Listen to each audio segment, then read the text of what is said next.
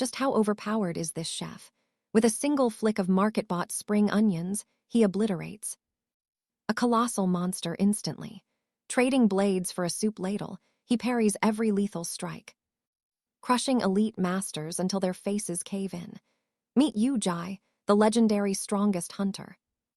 After a solo showdown with the Demon King, a single lapse left him unconscious in a wasteland. Awakening 8 years later, he finds a world that has finally returned to peace. Craving a quiet life, he becomes a humble cook, unaware that his soul-soothing meals would lure high-rank hunters and spark endless drama. This legend began 10 years ago. When the Great Cataclysm struck, monsters swarmed the earth, leaving humanity desperate for salvation. Then, the chosen few awakened. They stood as the front line against the nightmare. The era of hunters was born, and mankind slowly rebuilt civilization from the ashes. In the present day, a hooded youth steps out of a convenience store unnoticed. Government agents scramble to manage traffic as a dungeon gate cracks open nearby. A rookie hunter blazes with flames, desperately fighting the beasts emerging from the rift. Onlookers watch without fear, used to the spectacle, while our mysterious protagonist passes by. Entering a dark alley, he encounters a giant purple toad that escaped the perimeter. Sighing at the government's incompetence, he draws his weapon, a bunch of fresh leeks. The monster hurls a heavy metal can with lethal velocity toward the young man. He effortlessly leaps, parries the projectile, and delivers a brutal vegetable strike to its skull. One hit, the monster collapses. Our hero grumbles about the cost of his groceries. "These ingredients are expensive," he mutters, completely unfazed by the rank 4 kill. This is 𝑺𝑺𝑺, the nation's first S-rank awakena who disappeared 8 years ago. A legendary hero, presumed dead, after sacrificing himself to close a world-ending rift. Now, he hides in plain sight, wondering if his normal citizen act was convincing.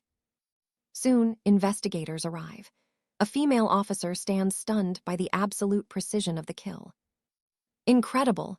Such a clean execution. This must be the work of a hidden high-ranker. Her partner agrees. Any delay would have resulted in a devastating poison cloud. The monster's corpse is pristine, a testament to the slayer's terrifyingly professional skill. Frustrated, the girl curses these lone wolf hunters who act like comic book heroes. She orders the squad to transport the massive carcass back to their headquarters.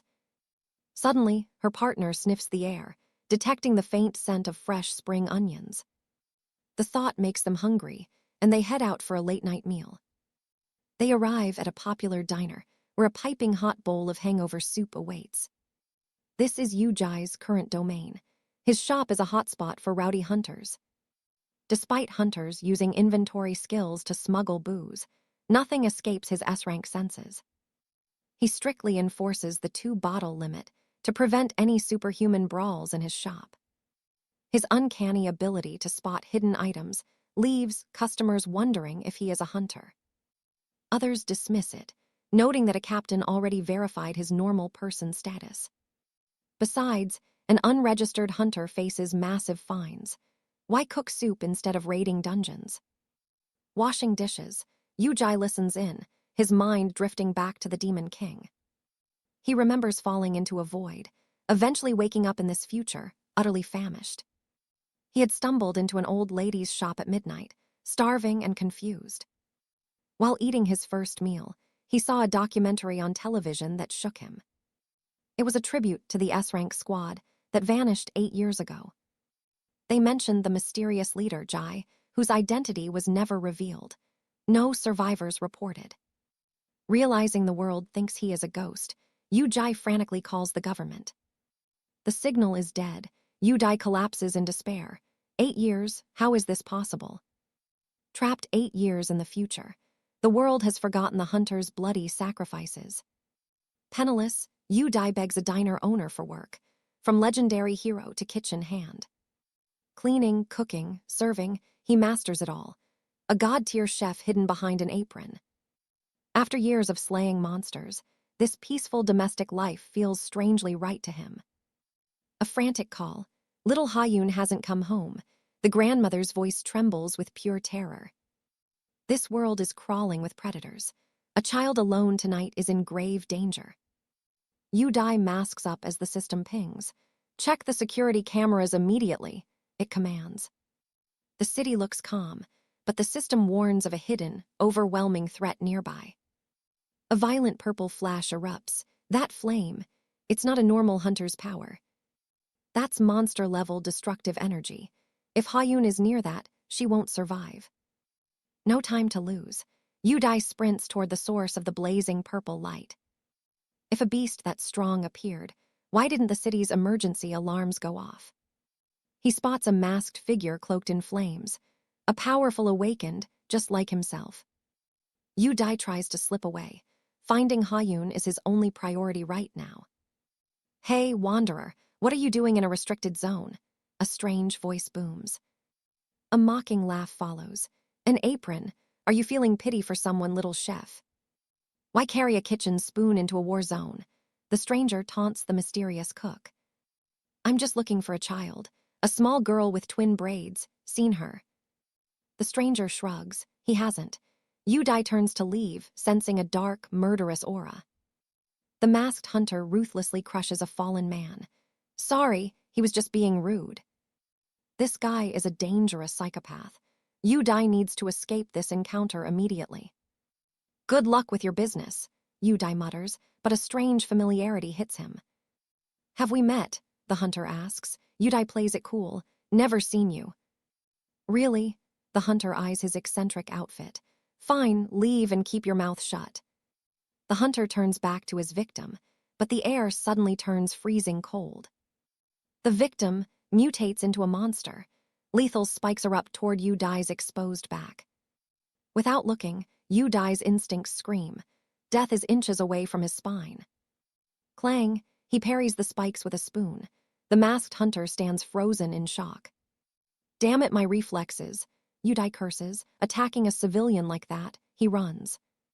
Wait up, the hunter yells. Yu-dai shouts back, I'm busy finding a kid. What's your name? I don't have one. An unregistered hunter, then. I'll give you a temporary name. Are you a naming expert? I'm leaving. Don't you care about the lost child? The hunter asks, stopping Yu-dai cold. I'll help you find her.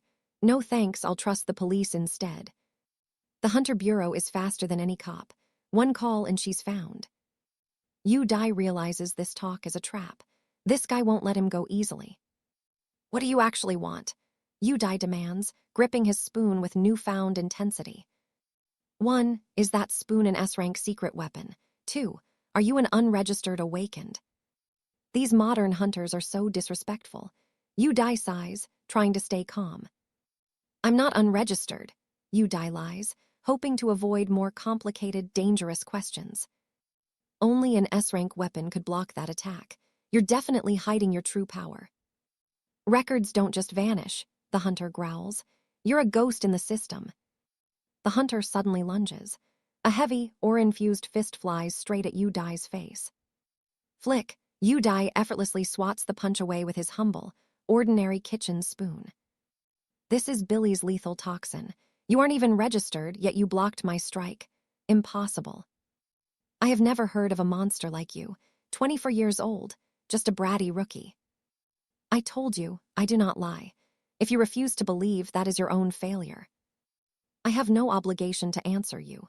Yu-dai thought, his arrogance matches his hidden power. Get over here now. I am bringing the guardian.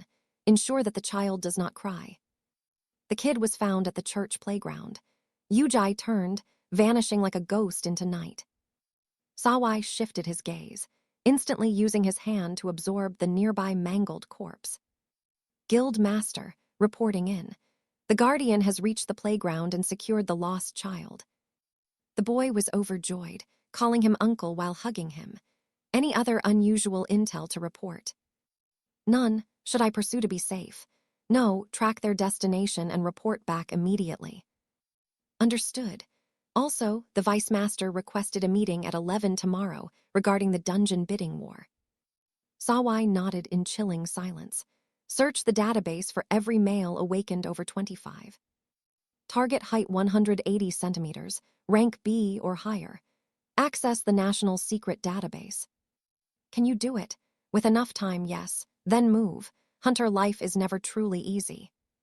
Sawai continued his cold investigation. That elementary student you found earlier, what was his name? That is Park Ha, a second grader from T-Bon.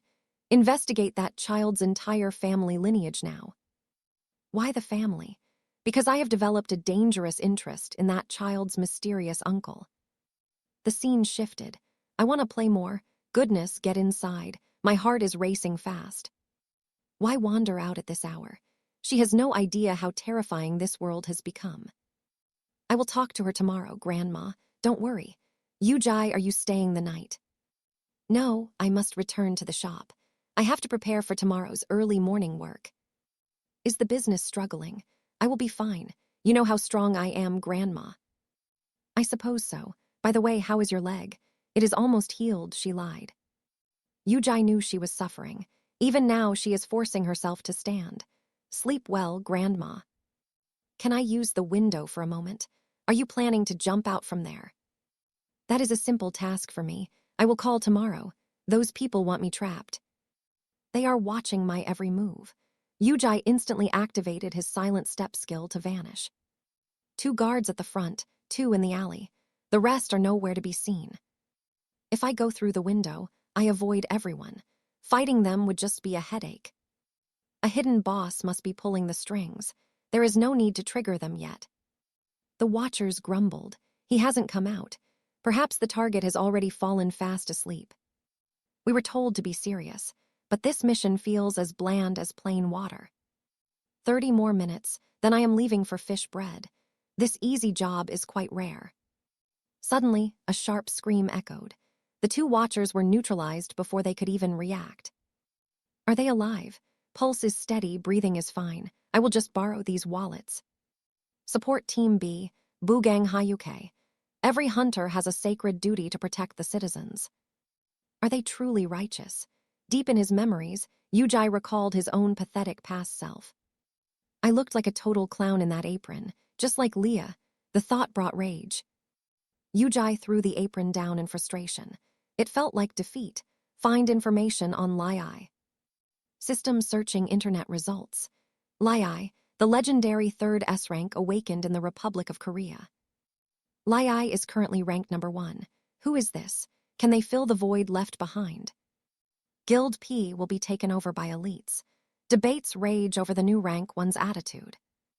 Will anyone ever meet the ultimate hunter? I am not that lucky, Yu-Jai muttered quietly. Hinggu Restaurant, my workplace.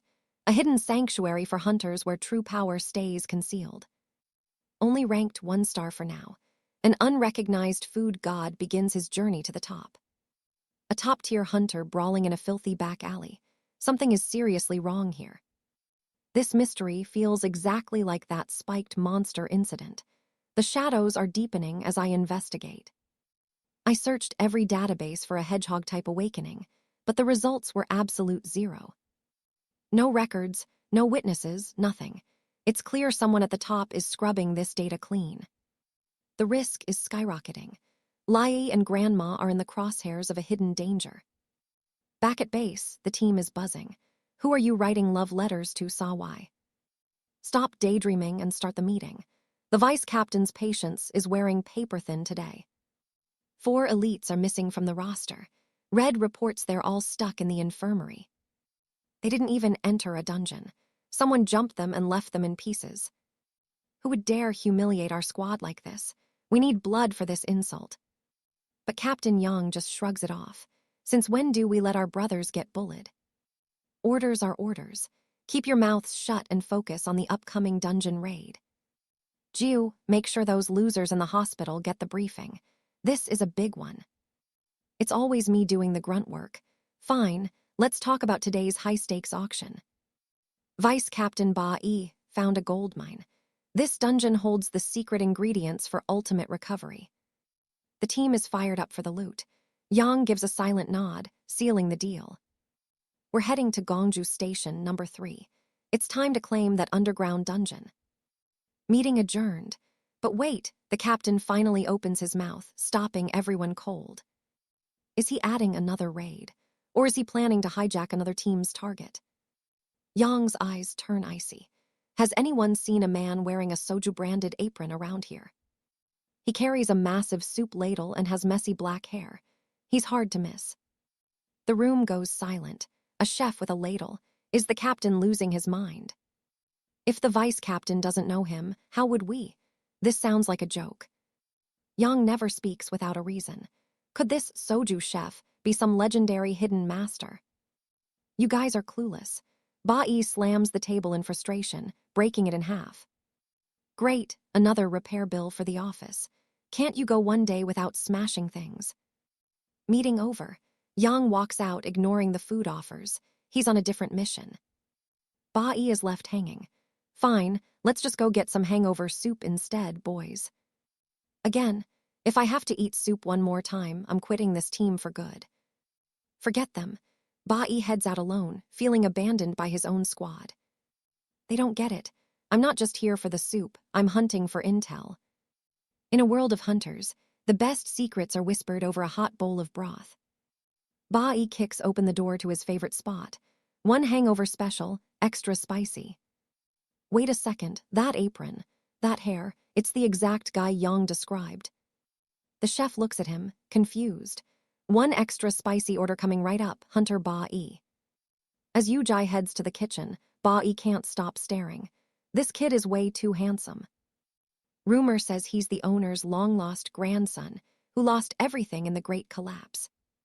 Homeless and alone, he ended up here, just a simple kid helping his grandmother. He looks like a normal part-timer, but there's an aura around his cooking. Why would a young guy waste his life in a dusty soup shop? It doesn't add up. He matches Yang's description perfectly, but surely he's just a regular civilian. Right. Meanwhile, Yang is getting grilled. Using private hunter data for personal errands is a crime. How did they catch me? I thought I covered my tracks perfectly this time. Wake up, Hunter Yang. An unregistered monster tier awakened is roaming the streets freely. We're talking about an S-rank anomaly disguised as a chef. The world isn't ready for him.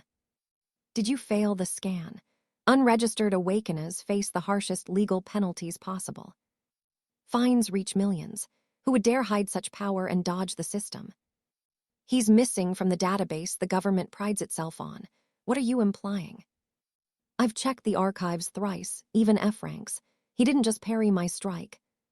He crushed monster spikes with ease. How is a powerhouse like this unregistered in Korea? Scene shift. Our protagonist Yudai is just an ordinary shop owner now, fussing over his hair.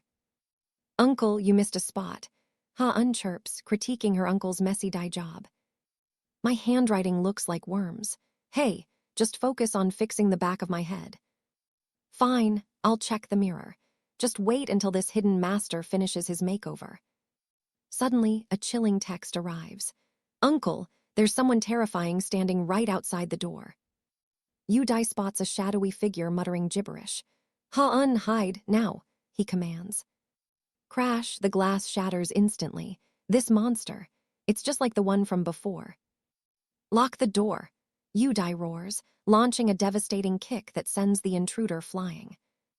Even taking an S-rank tier blow, the freak just grins. A truly twisted, monstrous delight. Shut your mouth, Yudai snaps. He won't let this thing terrorize his neighborhood. The monster erupts, launching lethal bone spikes. A rain of death aimed at our chef. For a master of his caliber, this is child's play. He swats them away like flies. In a flash of speed, he closes the gap. Snap, the monster's neck breaks instantly. Do these freaks only roam at night? Yudai wonders, staring at the fallen corpse. He finally understands. Yahan wasn't hiding a hunter's violence, he was hiding a secret war. If this is top secret, why let me walk away? Wouldn't it be easier to? Ha-un's sobs break his train of thought. It's okay, little one, the monster is gone. Seeing her tremble ignites a cold rage. Killing that thing so quickly was far too merciful. Dry those tears. I'll have the big shot hunters clean up this mess, I promise. You better tell the others too, she sniffs. Yu-Dai sighs, "Fine, let's wash this die." They head back, but Yu-Dai leaves the corpse with one final, bone-chilling glare. Days later at the research institute, "Captain Yihan, you've arrived," a robotic voice chirps. "Where is Nam Duin?" Yihan asks. "In the lab, waiting for your arrival, sir." "Make it quick," Yihan demands. The professor reveals the mangled remains of the monster. The internal organs are pulverized. It was struck by a force of pure, overwhelming destruction. Yihan narrows his eyes. "That's not what killed it." The professor nods in grim agreement.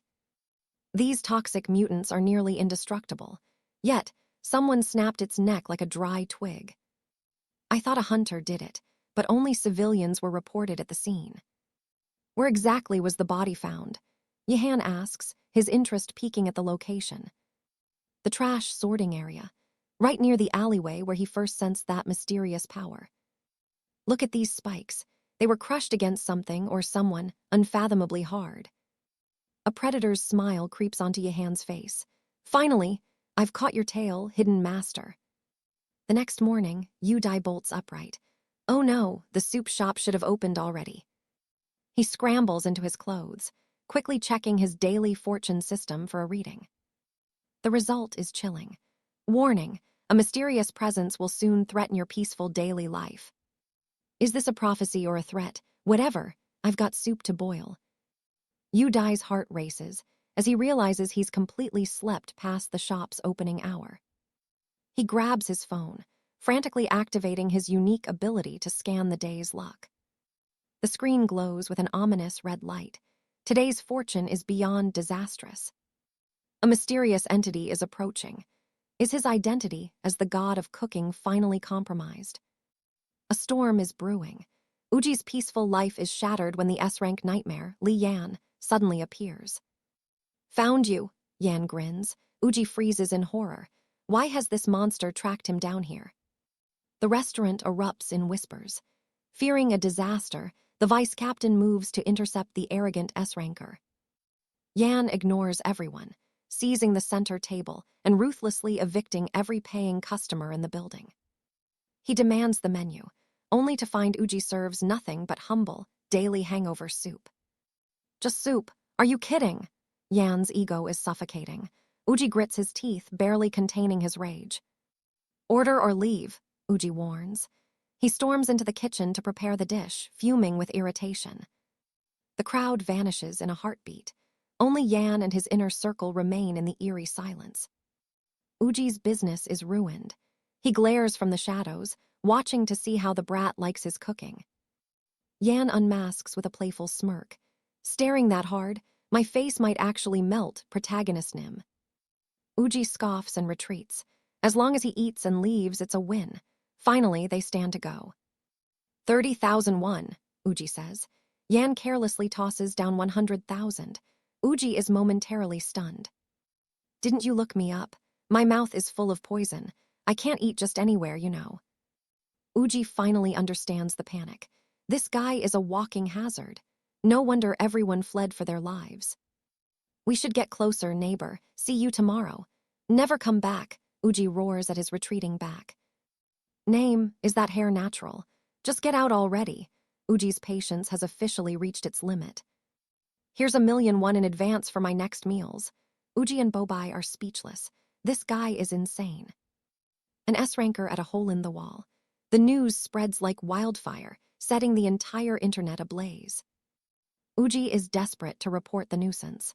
His dream of a quiet life is being systematically destroyed.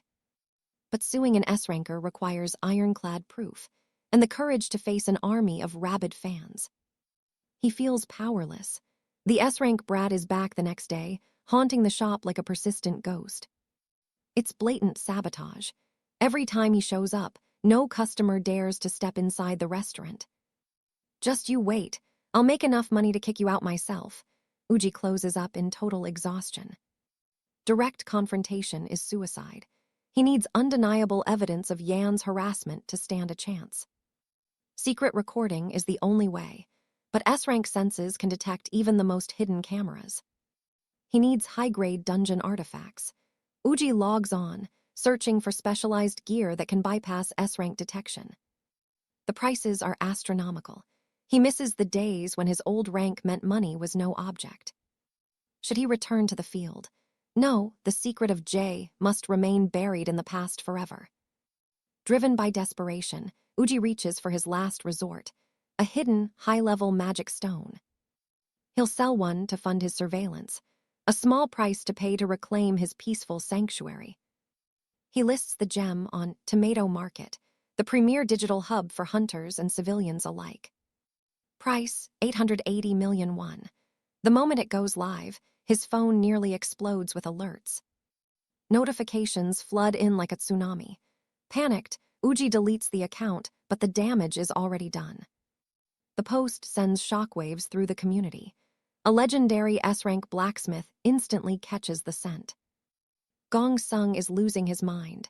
"I must have that stone," he screams at Ruben to find the seller. He roars at his secretary. "Why is the internet down now of all times? Fix it immediately." "We cut it, but Li Yan hijacked the local Wi-Fi for his own personal use," she sighs. The brat traded a custom weapon just for priority bandwidth. He's hogging the entire signal for himself. "That useless brat," Gong Sung fumes. "Cut his connection the very second I finish his commission." "I'm going to Seoul. That stone belongs to me." He's ready to bolt out the door.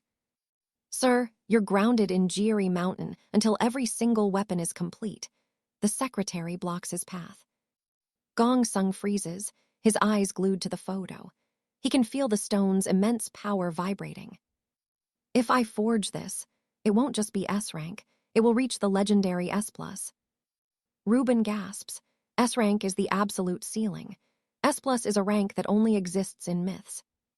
The master blacksmith's eyes glow. This single stone is about to rewrite the history of power.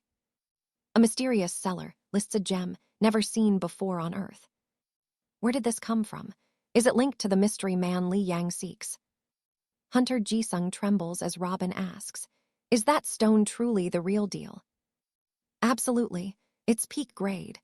Pure, untainted energy unlike any monster drop I've seen." If that's true, who could possibly possess such a legendary treasure? At least a top 100 ranker. They vanish like ghosts, unlike clumsy rookies. But why the black market? Why list a god-tier item on a cheap app like Tomato? "I'm stuck in the mountains. I can't check Seoul apps from here. Just exile me already." "Fine, I'll send you to Mount Bukhan. But first, I'm tracking that gem down." Back in Seoul, Yu is sweating. Will that persistent hunter show up at his shop today? He overhears other hunters gossiping. They think the seller is a complete lunatic. Selling an S-tier gem for only 880 million. That's a massive steal. Even crazier, Ji-sung promised free legendary weapons to whoever finds the seller. Yu's pet boss Tot is panicked. Those marbles Yu played with are causing a global riot. Yu didn't realize 10 years changed everything. Old loot is now the world's ultimate power. It's the new clean energy, more efficient than anything. They can even extract pure gold. Yu is exhausted. He just wanted some cash, not to start a hunter world war. He stares at his phone. If he stays quiet, the high rankers will hunt him down. He remembers Ha Yoon's worsening condition. He needs to act, but how? Suddenly, a guest enters. The air freezes. It's the elite hunter, Robin. Yu panics, instantly activating his poker face skill to hide his identity. Then, the sharp-eyed Soai arrives, slamming his authority down right in front of Robin. "What's a government official doing here?" "Eating, obviously. Didn't expect to see you." The tension is thick as they order. Robin smiles. "I have something to discuss." But this place is too public. Robin pulls out a golden orb, casting a spell.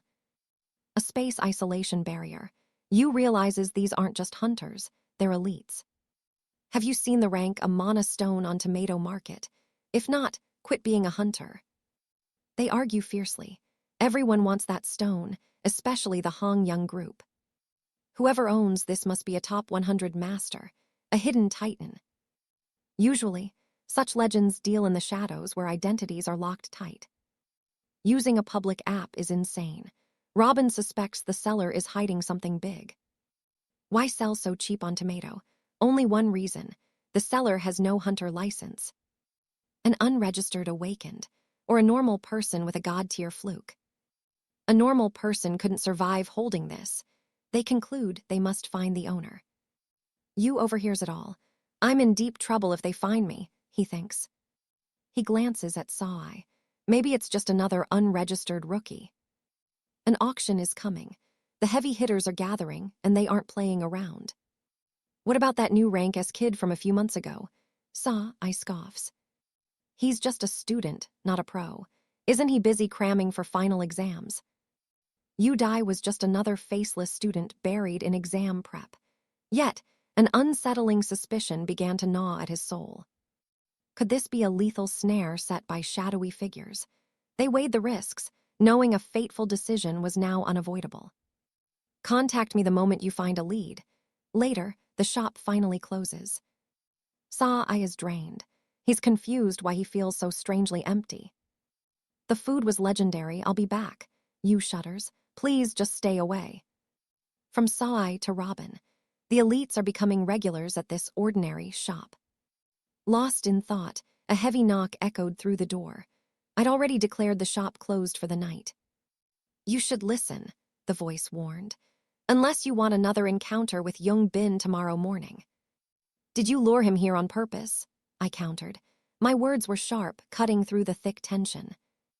If you hadn't caused that scene at Tomato Market, he'd have no reason to hunt this place down. Tomato Market, I played dumb. I have no idea what you're talking about. You're barking up the wrong tree. Keep pretending, he sneered. Open this door now or I'll burn this entire shop to the ground. Try me. It's tragic, 𝒂𝒐𝒌 sighed.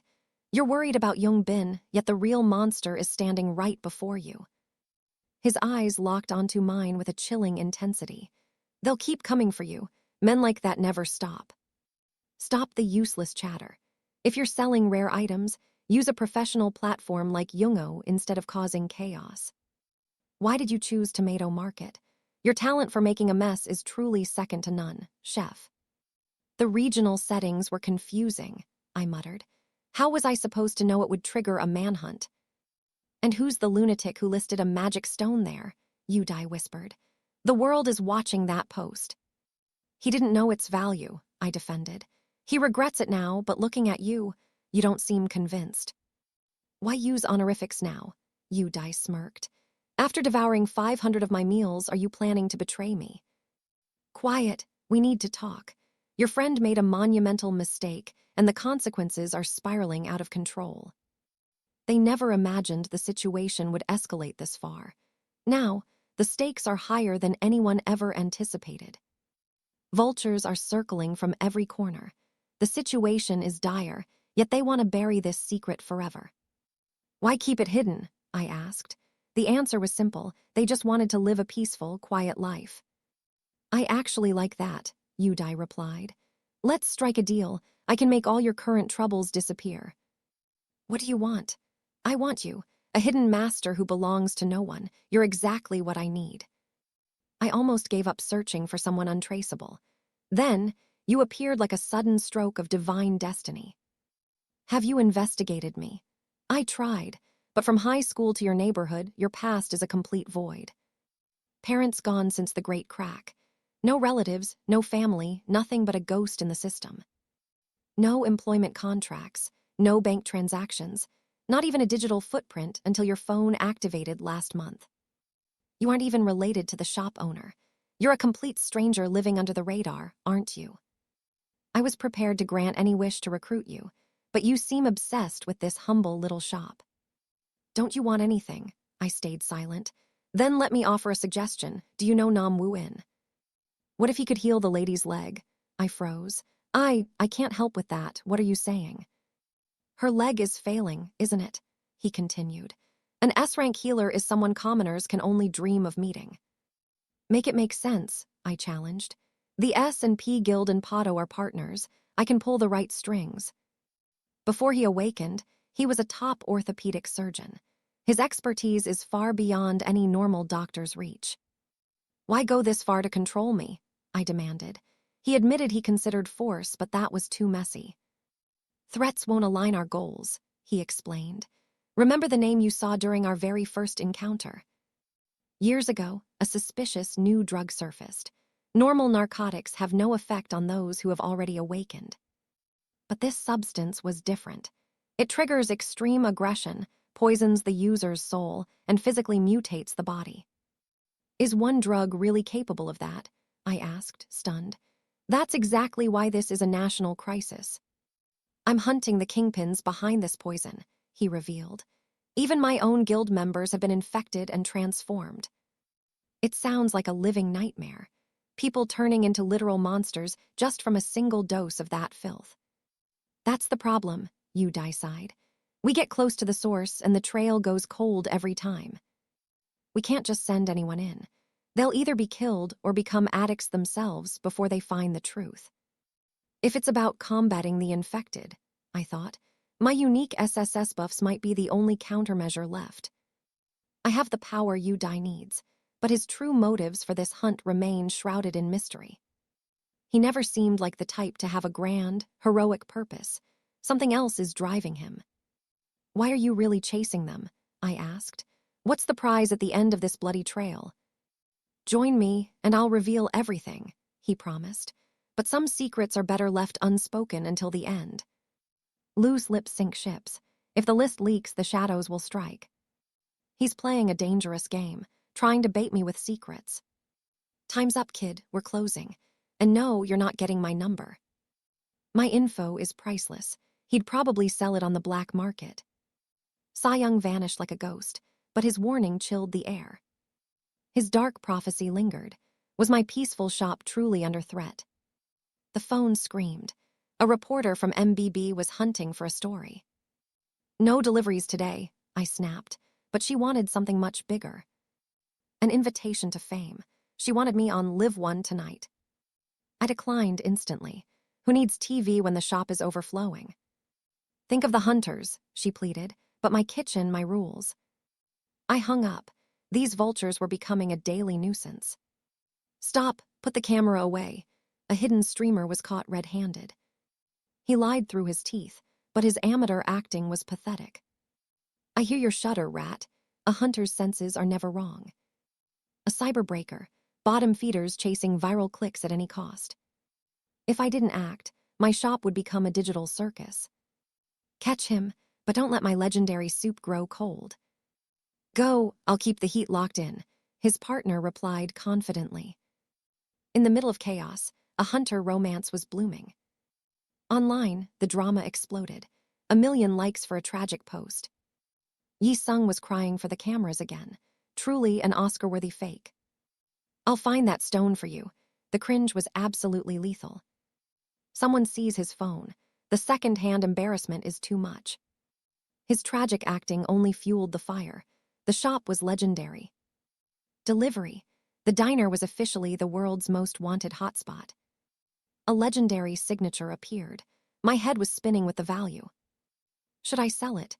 No, the spam would never end. A massive aura approached. The air itself began to tremble. It was the Hornet, rank 5 in Korea, an A-tier nightmare. Call me that again and you're dead. Her rage was terrifying. I knew it. That reporter sent this monster to my door. Big fan, I lied. Hanyi was a force of pure destruction. She calmed down instantly. Sorry, my temper got the best of me. Move that bike, the crowd roared. She didn't even blink. Where is Sa-young? She demanded. The tension was thick enough to cut. I needed the truth, but a hungry hunter needs fuel first. 1 hangover soup, extra spicy. She was ready for a feast. Why the rush for Sa-young? Did he cause another disaster? The magic stone on the market. I need it to survive. Her gear was shattered. She needed an S-rank miracle weapon. The rankings were shifting. She needed overwhelming power to stay on top.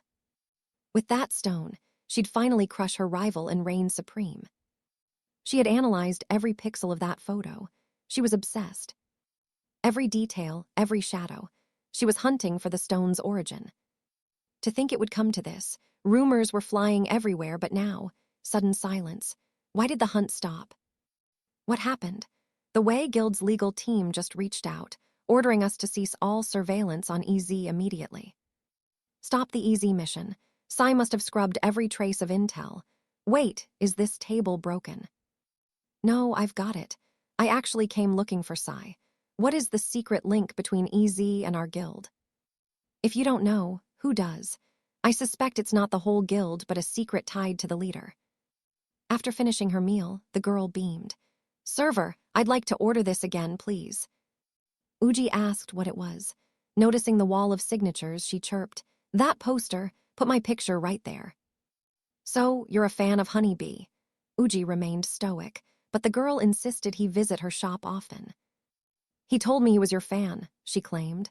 Uji thought, just stay quiet, but she kept going. I might drop by again despite my schedule. Did you think I'd never return? I really want to see her. The curse will break when I see that signature, the boy cried. Meanwhile, Sai is skipping meals again. Food is life, Sai.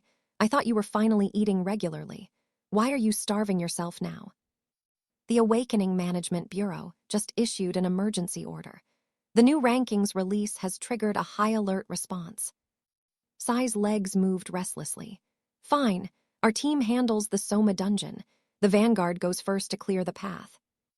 Then the researchers will scout the resources. Also, the SE Guild is begging for a meeting date. Aside from these urgent matters, I'm considering filming a commercial. Even that soup shop server is a Honeybee fan. I thought he didn't care about hunters. I guess the power of television is truly terrifying. Sai bolted upright. What did you say, the charm of TV? No, the part before that. I'm filming a commercial. Are you trying to provoke me? I didn't do anything. They bickered back and forth. Sai fumed. Did you mention a part-timer? A Honeybee fan. He even signed a poster for them. I need to learn how to treat fans like that. Sai demanded the marketing team assemble immediately. Sai was ecstatic at the prospect of fame. Suddenly, his phone buzzed. A message from CBS. Strange. I haven't heard from them in ages. Why now? Surely they aren't asking me to watch a Honeybee ad. What's the next program? On screen, a girl played with a dog. Then, a masked figure suddenly blocked the view. Uji stared in shock as the figure appeared. Unregistered awakeners, report to Hotline 777 immediately. Report awakener crimes to Hotline 55. The Bureau is always by your side. Delay is not an option. Failing to report within a month results in a fine of 100 million won. Register at your local center. A public service announcement from the council. Uji wondered, was this a blatant threat against the unregistered? He clutched his phone, hands trembling. Another message arrived from Sai. What twisted game was the council playing? Uji's mind raced. Is this their way of hunting us down? Meanwhile, Jongbin was working late. Someone approached the vice captain. Are you hungry? Working the night shift must be exhausting, right? Yeah, could you grab me an energy snack bar? Jongbin replied. In the distance, a voice echoed. The moment every hunter has been waiting for is finally here. Only 12 minutes until the grand reveal. The system is calculating the new rankings. Every year, it compiles power and activity data into a legendary list. I'm dying to know how the system determines the hierarchy this time. The calculation method remains a mystery. But everyone knows it's not just about raw rank. It's about the blood, sweat, and effort of the hunters. That's why even an A rank can eclipse an S rank if they work hard enough. This year has been wild. New stars have streaked across the sky like meteors, grinding their way to the top. Expect a total upheaval. However, experts predict the absolute peak will remain unchanged. Honeybee is expected to hold the throne. Let's check the predictions. Wow, it looks almost identical to the current standings. The top tier is unshakable. It seems the 2-year status quo will continue. Jongbin scanned the list, all names he knew far too well. Vice Captain, have some of this. Thanks, Jongbin muttered, convinced the predictions were set in stone. But then he paused. If Honeybee has that grade 5 weapon, who knows, still the top dogs never rest. They are always active, always pushing. No one at the top just sits around. Suddenly, the system chime rang. The sound of destiny echoed through the room. The era of the food god was about to begin. System alert, global rankings updated. Do you wish to confirm the new world order? The two hunters froze as they clicked. The new number 1 was the legendary J. Rank 1 changed, Zhang gasped. J was declared dead in the rift years ago. Vice leader, is this real? The news hit the hunter world like a tactical nuke. Zhang roared, mobilize everyone, we move now. The Phantom King has returned. Leave a skeleton crew, everyone else floor it to Incheon. History was shifting. Every unit on standby, get to Incheon. A storm was brewing at the coast. The director's call shattered the silence. Captain, do you realize what tonight means? I've seen the charts, sir. We're hunting for the man who feeds the gods. Good, secure him at all costs. The system's pulse echoed through the city. Is the West Sea Rift reopening? I must find out if Jay is truly alive. Scour the area. Find the one holding the SSS support key by any means. At the Incheon docks, Zhang arrived breathless. Sa Yang, has the gate opened? Sa Yang stood cold and still. The rift is silent, no one has crossed. Zhang bit his lip. How did Sa Yang beat him here so fast? That cursed Incheon rift. It devoured an entire era before Jay entered it alone. No team ever returned. It was a graveyard for the world's strongest elites. Until Sa Yang emerged, demanding ownership of the very abyss that killed Jay. The government surrendered the time bomb to Team P without a second thought. Rumors spread like wildfire. Why was Sa Yang obsessed with Jay's final resting place? Was he guarding a secret, or terrified of the man who surpassed him? His calm exterior masked a raging storm. Jay's return threatened his absolute reign. Go home, Sa Yang hissed, his killing intent crushing the surrounding air. Alert, Jay has resurfaced. The system's voice sent tremors through every hunter's soul. He's close, Zhang whispered, feeling a divine presence nearby. Stop, a cold voice warned. Or I'll snap those fingers, Incheon belongs to me. Every item, every buff, everything from this rift is Team P property. Meanwhile, our hero Yu-Dai stared at his phone in pure, unadulterated shock. Congratulations, you are now the rank 1 hunter in the Korean server. I was just sorting trash, Yu-Dai screamed. How did I become a god? Headlines exploded. The fall of SAYING, the rise of the cooking god. The bureau scrambled. Is this a system bug? Multiple J's, this is chaos. Yu-Dai watched helicopters swarm the city. His quiet life was officially over.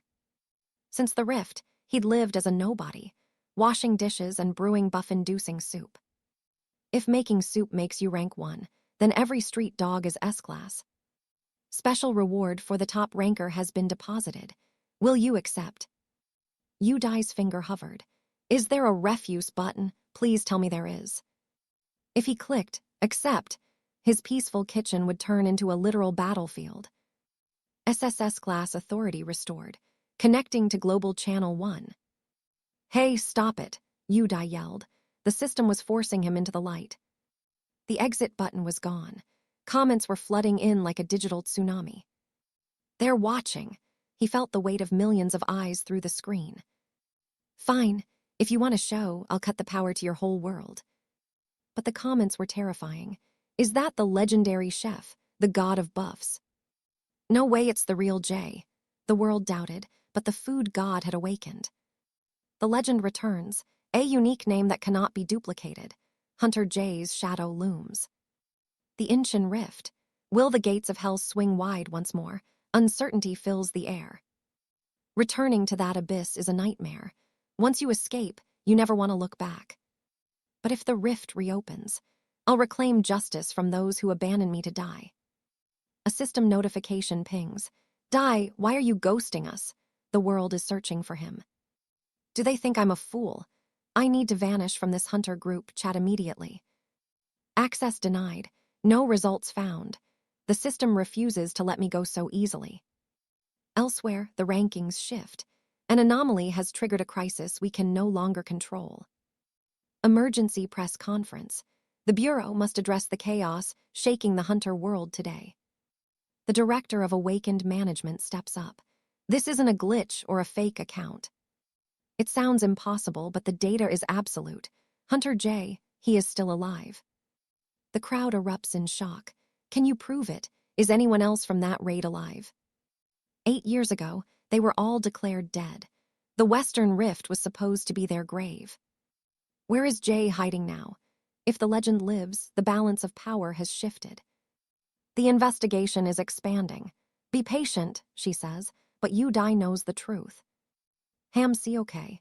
She's changed so much since that day 8 years ago. She was always the cautious type. She wouldn't claim I'm alive without cold, hard evidence. Did my single login reveal everything? Suddenly, a cold presence brushes past my senses. Who's there? A shadow lurks at the shop door. It's the top-ranked celebrity hunter. What's your game, Cyan? Has this brat finally realized who I really am? You ignored me for 2 weeks. Cyan fumes, acting like a neglected child. I've been waiting forever. Is he really sulking because I didn't call him back? I didn't mean to ignore the superstar. I honestly just forgot he even existed. My apologies, I've been swamped. Running a soup shop is harder than clearing S-rank dungeons. I was considering your offer. Considering? Cyan snaps, his ego clearly bruised. Why is he being so sarcastic today? Is it because he lost his #1 spot? 5 years at the top, now suddenly dethroned.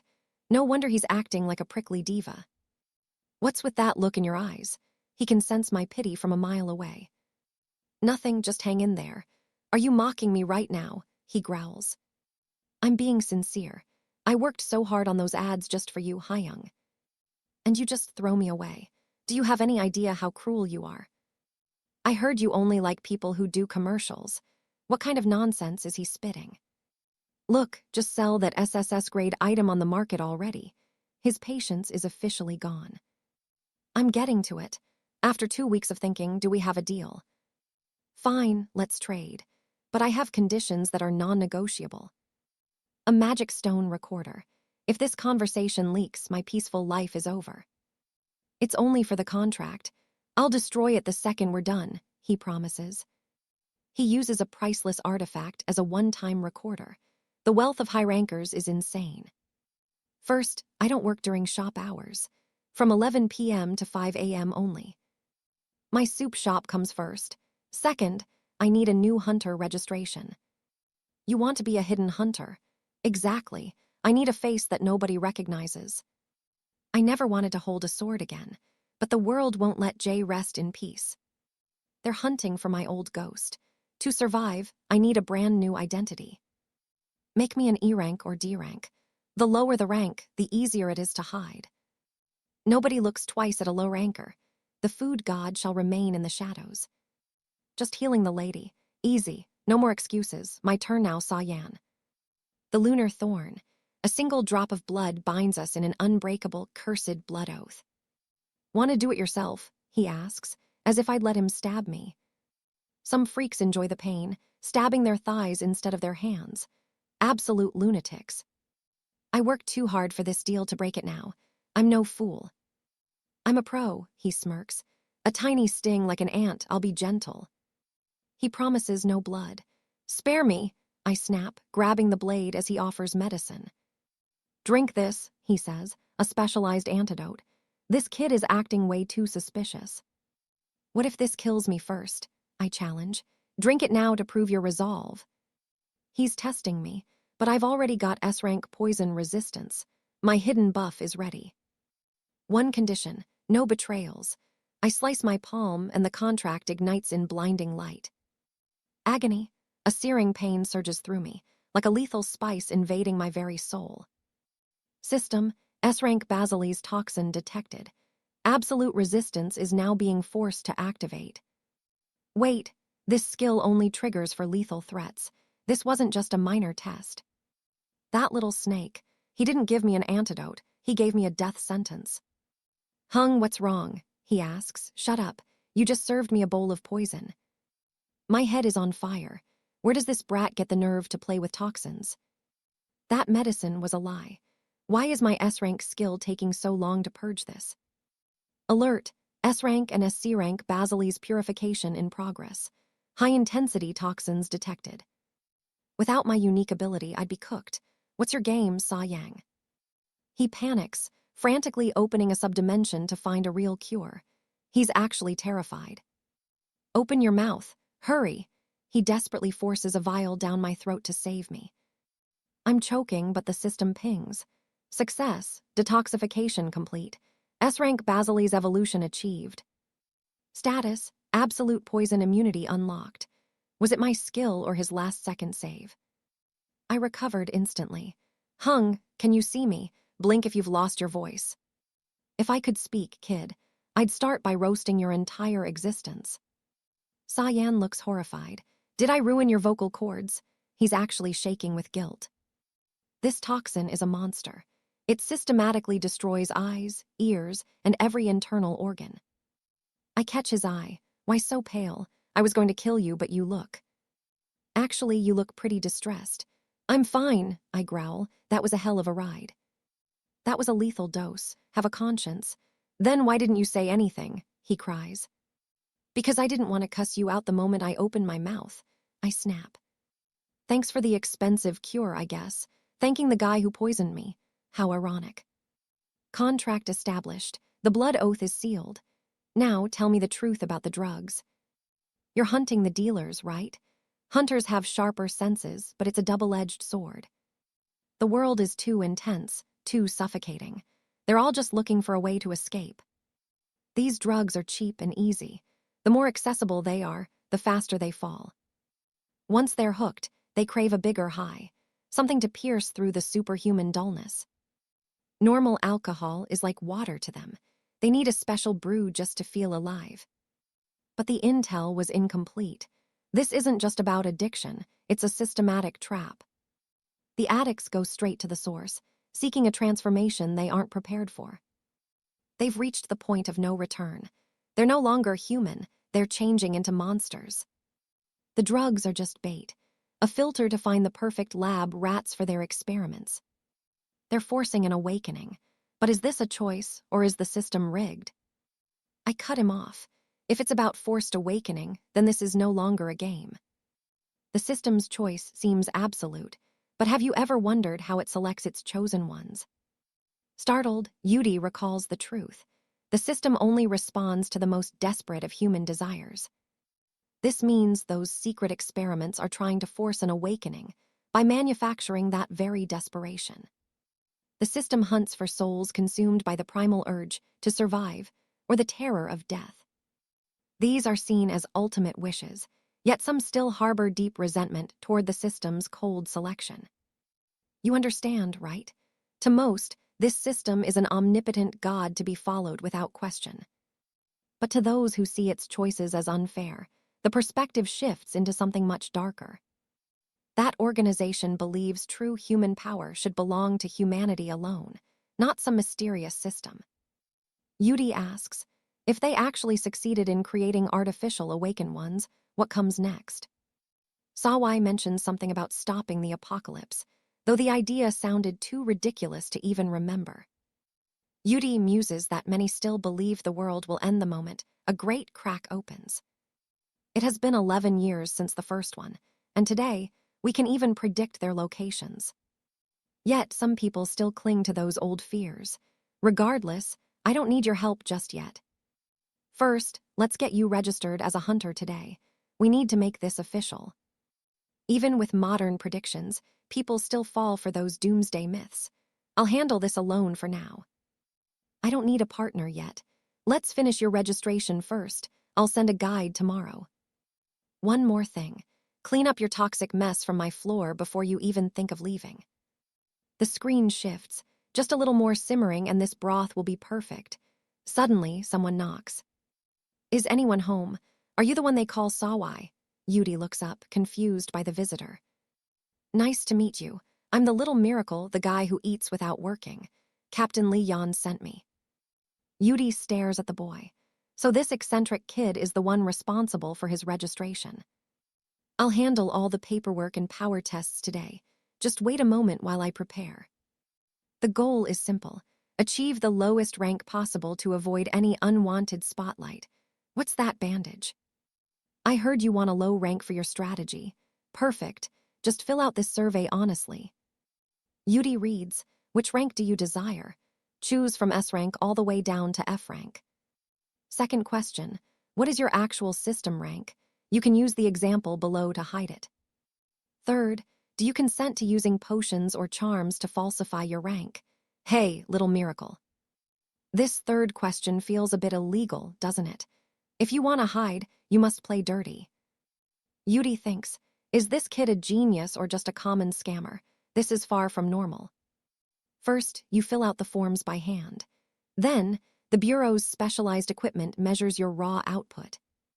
During the test, they'll ask for a skill demonstration to verify your power level on the spot. Just mess up your handwriting and pick the most useless skill you have to show them. The machine is the real problem. It's terrifyingly accurate. It's easy to fool people, but not sensors. However, the testers run on mana stones, meaning they only react to awakened energy signatures. By following system logic, but applying a bit of scientific trickery, we can bypass the detection. You'll use a specific potion to suppress your aura and force the machine to read a low rank. Sounds logical enough, Yudi mutters, surprisingly convinced by the boy's sketchy plan. Without hesitation, Yudi finishes the form. Let's go. My car is parked just outside. How long will this take?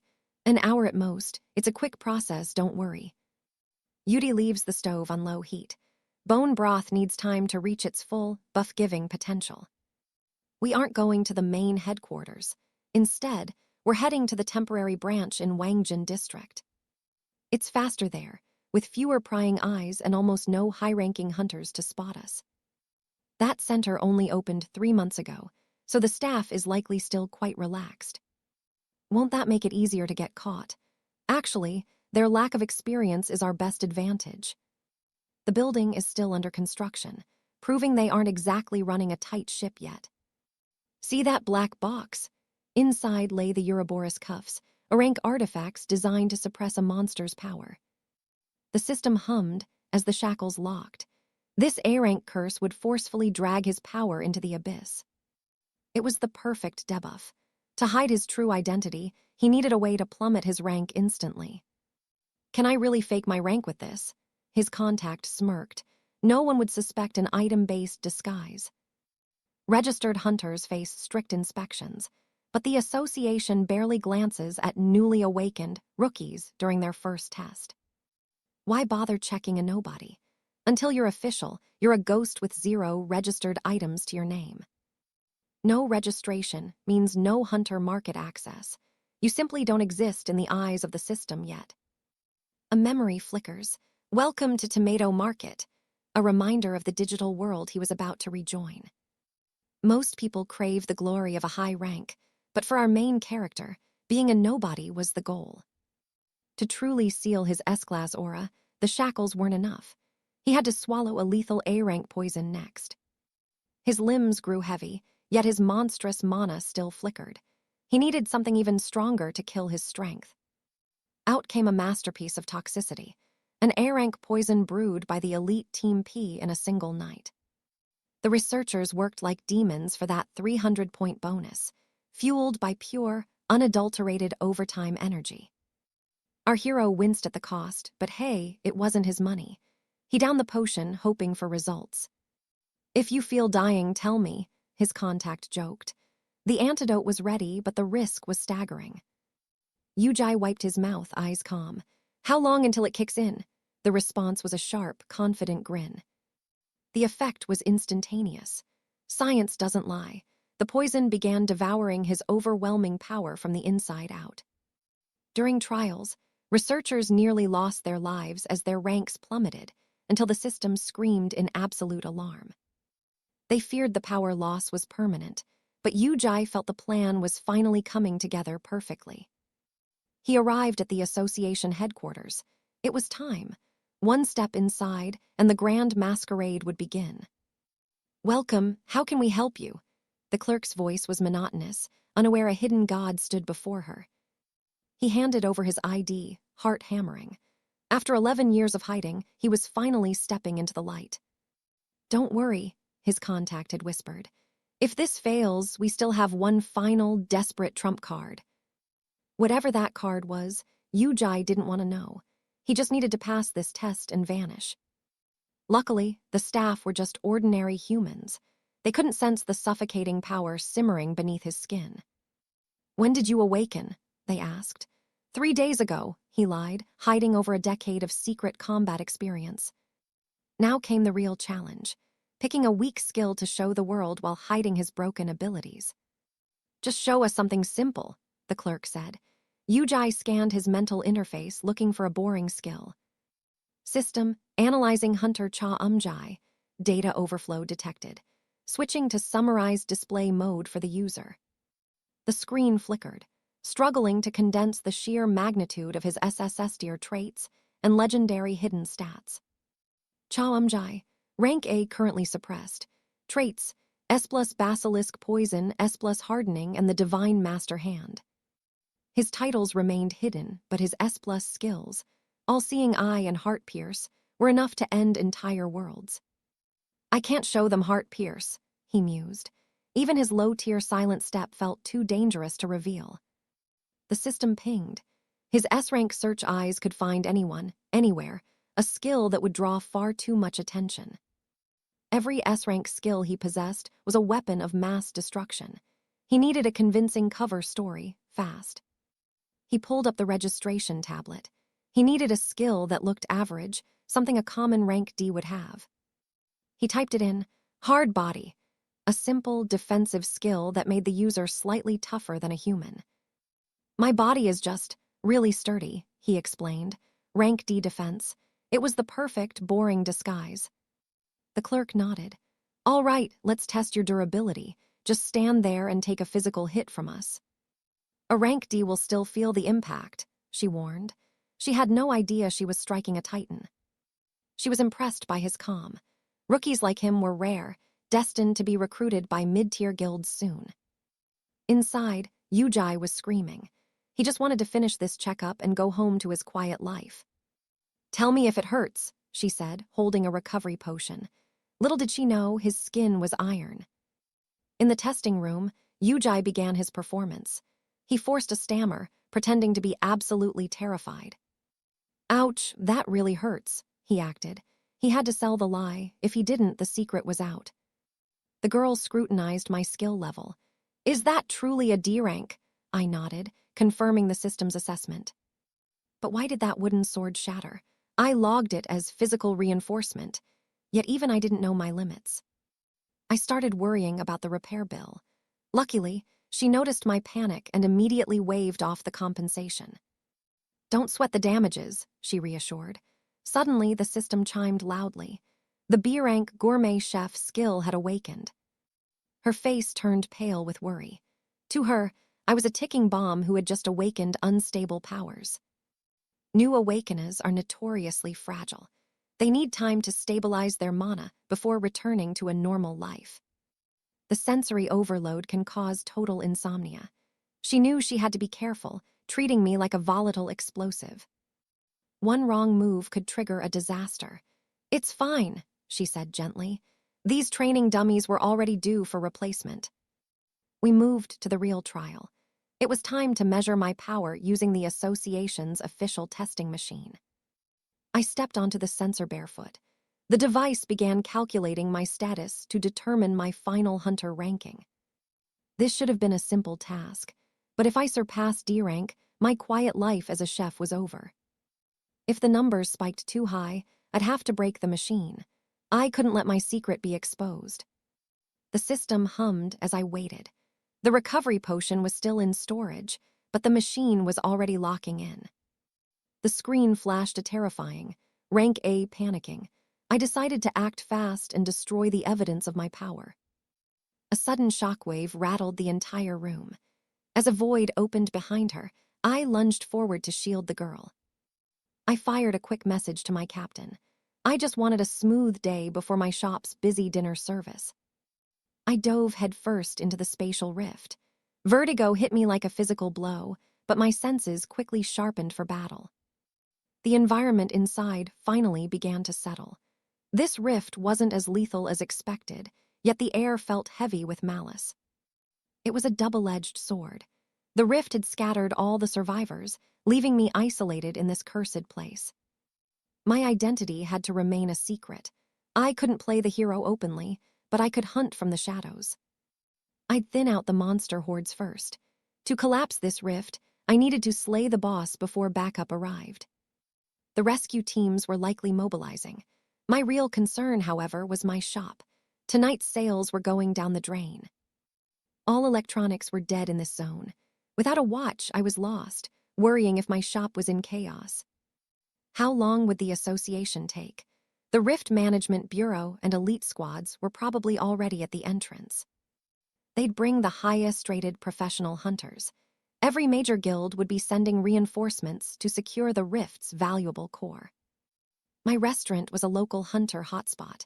If a regular saw me fighting here, my ordinary life would be ruined.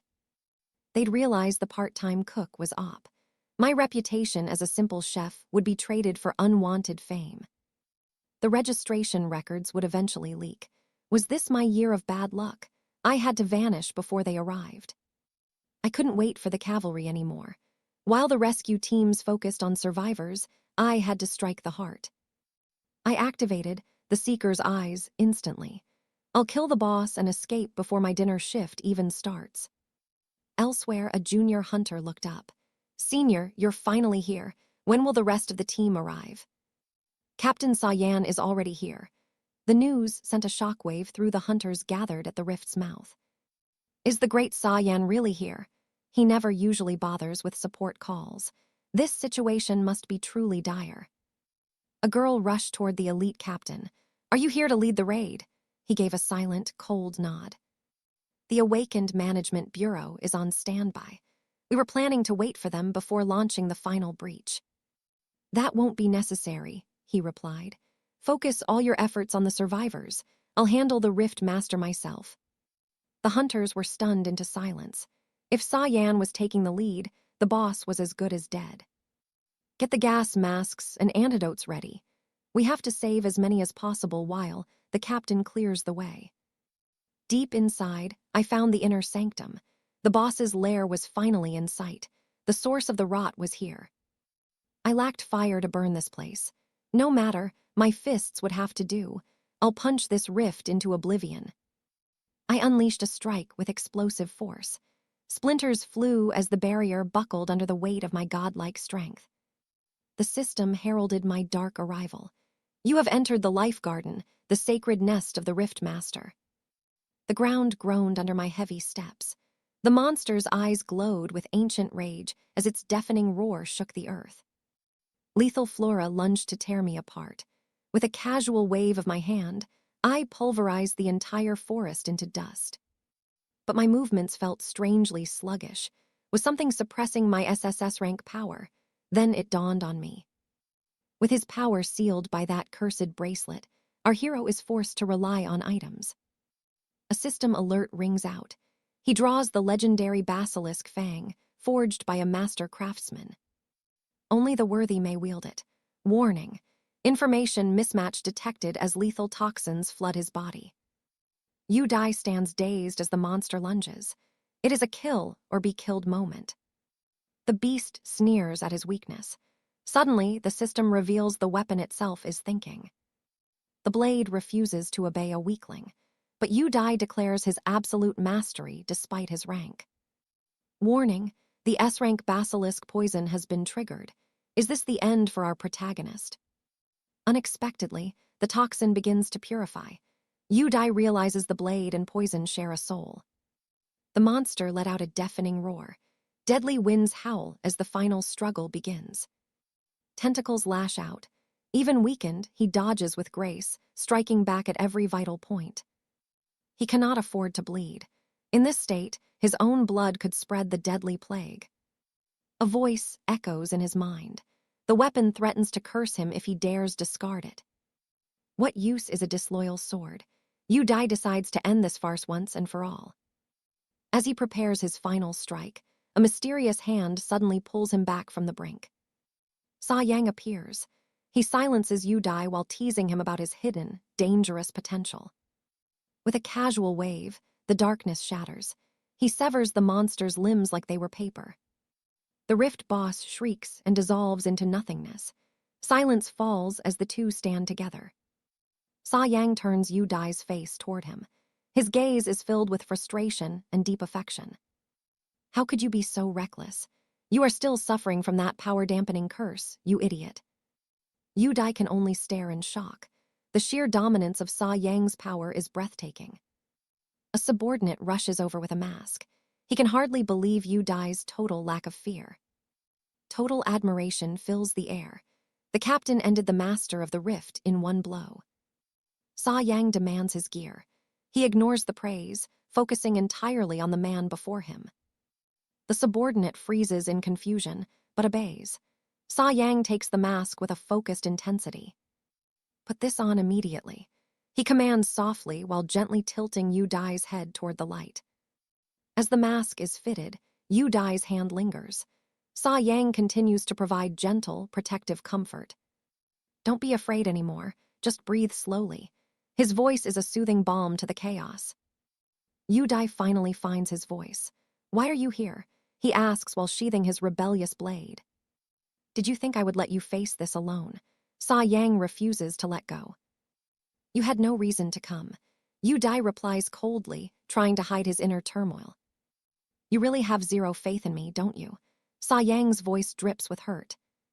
I came here for one reason only. I'm here to bring you back safely. Nearby, scanners beep as the team searches for survivors, oblivious to the heavy tension between them. You really are a magnet for trouble.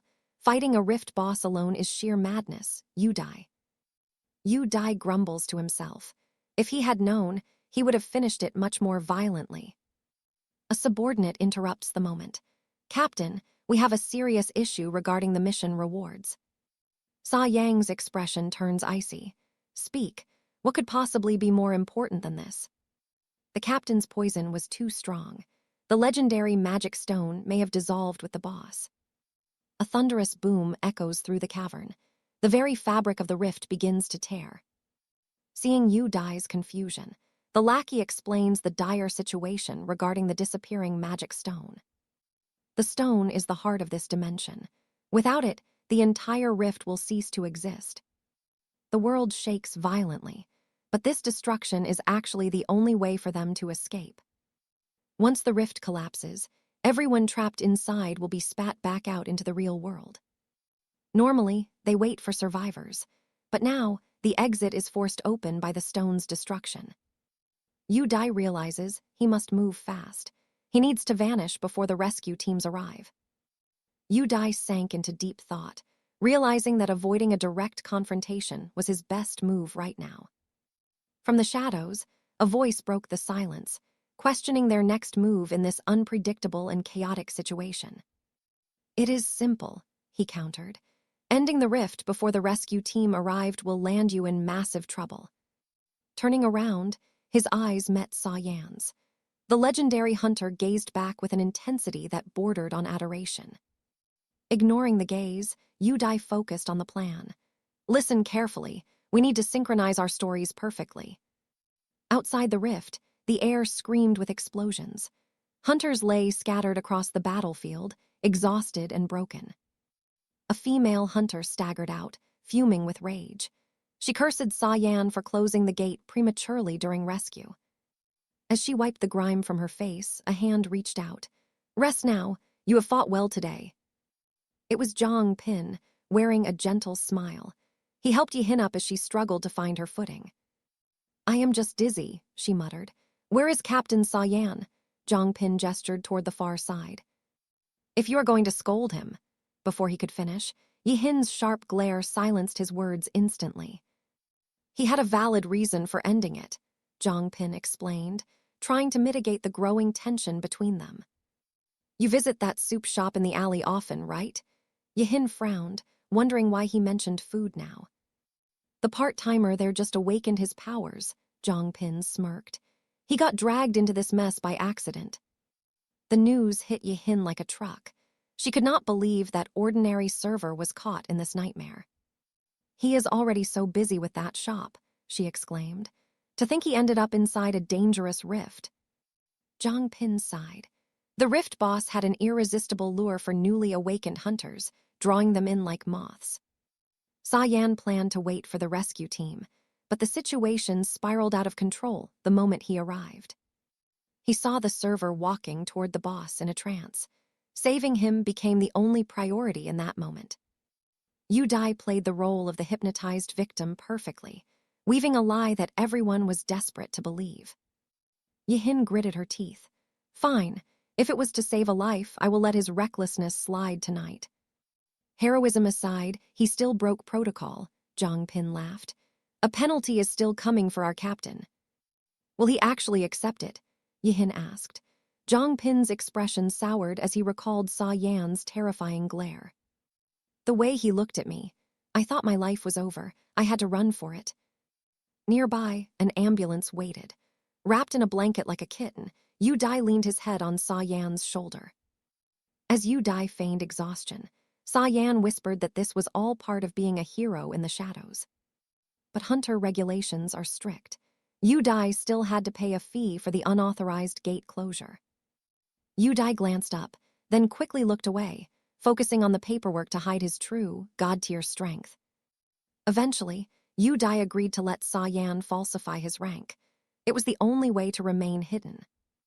If I cannot even manage this for you, I do not deserve my title, Sa Yan replied with sincerity. Flashing a confident smirk and a thumbs up, the captain urged the secret chef to trust his elite connections. He promised to intercept the power data before it reached the management bureau's prying eyes at the central office. Relieved about his secret, Yu Dai shifted the topic. Are you planning to leave soon or what?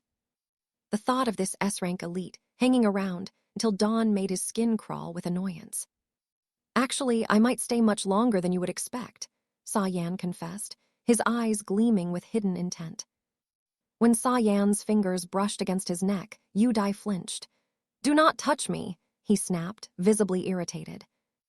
I was just checking your cold sweat, Sa Yan teased, amused by the chef's sharp and defensive reaction. You are acting like a total lunatic, Sa Yan chuckled, pushing Yu Dai's patience to the absolute breaking point. Fed up with being scrutinized, Yu Dai fired back, but Sa Yan just smirked, mentioning customer service skills. The air between them crackled with tension. Knowing too much will only get you killed, Yu Dai warned. Sa Yan simply beamed. To him, the danger only made this mysterious nobody more incredibly fascinating and suspicious. Think what you want, Yu Dai shrugged. The soul contract is already signed. There is no turning back now. Under the crimson sunset, Sa Yan wondered why he had bound his fate to such an eccentric, prickly soul. Suddenly, a heavenly, sweet aroma filled the air. Yu Dai sighed, closing his eyes, momentarily lost in the scent. He did not notice Sa Yan was still holding his hand. Realizing the intimacy, he cursed his momentary lapse. Yu Dai finally exhaled in relief. The situation had resolved smoothly thanks to the surrounding chaotic events. He recalled Sa's special gift, a one-time paper talisman from Hong Young that surprised him with its utility. Sa clarified it was just a simple-looking paper. Yu Dai offered his sincere thanks for her crucial help. Thanks to that aid, he returned to the soup shop safely. The building remained perfectly intact and untouched. The shop stayed open as usual. Yu Dai scrambled to finish his chores before the grand opening hour. With 20 minutes left, the system suddenly pinged. It detected a legendary new S-rank power within him. S-rank adaptive survival combat. Yu sighed, knowing his life was about to get much more complicated now. Wondering when to share the news, he opened the door. Suddenly, a delivery man appeared with a question. Are you Yu Dai? The man delivered massive flower stands and rice from Captain Minjun's elite squad. Yu Dai was stunned by the sudden tribute.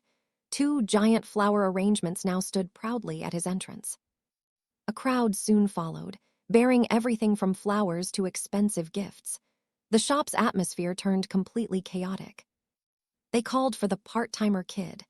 Rumors of his sudden awakening had already spread through the entire city. People swarmed Yu Dai instantly. He stood overwhelmed, barely able to defend himself against the excited mob. "Why didn't you tell us?" they shouted. "Captain Han sent these flowers because he's had his eye on you." Yu-Dai was speechless. He never expected his quiet life to turn into this absolute madness so quickly. Once the crowd dispersed, Yu-Dai posted a massive sign. "The Hangover Soup Shop will not be closing." Then came the strict rules. First, no more flowers or gifts. Second, stop asking about my employee's rank. Third, no more scouting attempts. Fourth, no recruiting. Violation means an immediate and permanent ban from the shop. Exhausted, Yu-Dai slumped over the table. He was surrounded by scattered flower boxes and a pounding headache. His whole body ached. He prayed that after the rift incident, his registered hunter info hadn't been leaked. Luckily, they still didn't know his true S-rank level. He just wanted to live a normal, quiet life. But Hanbai wouldn't stop pestering him. He remembered the overwhelming gifts that had arrived earlier that day. "Did you see the rice and orchids?" Hanbai had asked. "I even included premium supplements for your hair." Pin also visited, offering advice for rookie hunters. He even gifted a high-tech automatic side dish serving machine. Yu-Dai's head spun with exhaustion. He buried his face in his hands, feeling completely drained by everything. Night fell over the city. Yu-Dai hauled the empty gift boxes outside, grumbling about his persistent fans. As he worked, he noticed a small figure approaching. A girl spoke softly, asking if he was really here. "I'm coming in," she whispered. Yu-Dai wondered if she was a reporter or another hunter bearing gifts. She wore a long padding coat, looking very mysterious. Suddenly, she shrieked when she saw Yu-Dai standing there. Looking closer, she appeared to be just a student. Yu-Dai wondered why a child was here so late. "Are you okay?" he asked. The girl sat on the ground, still shaken and unable to find her words. "You're a student. Why are you at a soup shop at this hour?" Yu-Dai asked with genuine concern. She stood up, revealing a pretty face and wireless earbuds. About that," she stammered, looking quite flustered. Yu-Dai invited her inside. He served her a hot cup of tea to help calm her frayed nerves. She apologized for the sudden visit. Yu-Dai sat down, asking what business could bring her here so late. "You should be at home." The girl closed her eyes tight, gathering every bit of courage she possessed. "I know who you are," she said firmly. Yu-Dai's heart skipped a beat as his secret felt exposed. "Don't hide it from me." She introduced herself as Yuna Jun, a senior at Sabum Girls High School. She revealed her secret. She was a newly awakened S-rank mental type. Yu-Dai's eyes widened in total shock. He remembered the rumors of a new S-rank. Yuna continued, explaining her ability to see fragments of worlds. "I see memory fragments," she said, holding an invisible shard. "They look like broken pieces of shimmering glass. Would you believe me if I said other worlds exist beyond our own?" Her face turned suddenly, deathly serious. Yuna began to describe her visions. Whenever she slept, she saw memories belonging to entirely different realities. It all depended on her will. She reached toward a memory fragment, describing a place that felt hauntingly familiar. She spoke of a world that was both similar and yet terrifyingly different from the one they lived in. Imagine a world where every person has a perfect doppelganger, sharing your exact name and face. But these souls are entirely different. Before Yudi stands a girl holding a forbidden, flickering memory. Look closely. You'll see a chaotic realm, a jagged shard of a forgotten and broken reality.